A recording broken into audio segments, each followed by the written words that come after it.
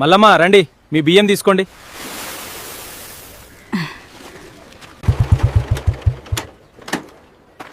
మీరు కూడా రేషన్ బియ్యం తీసుకుంటారా?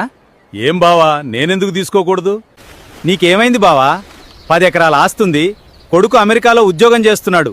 కాలి మీద కాలేసుకుని తినే నువ్వు కూడా రేషన్ బియ్యం తీసుకోవాలా? నీకు మాత్రం ఏమైంది బామ్మర్ది? మీ 2 కొడుకులు ఉద్యోగాలు చేస్తున్నారు.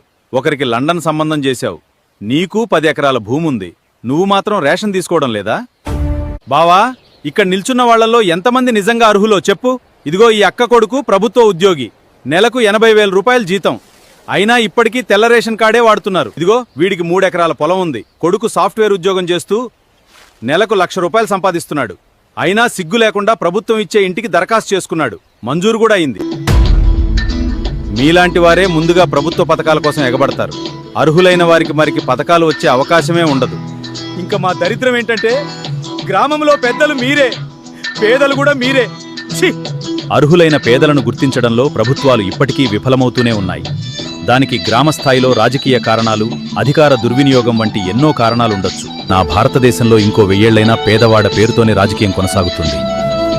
కానీ నిజమైన పేదవాడికి మాత్రం దక్కాల్సిన న్యాయం, దక్కాల్సిన పథకాలు అందవు.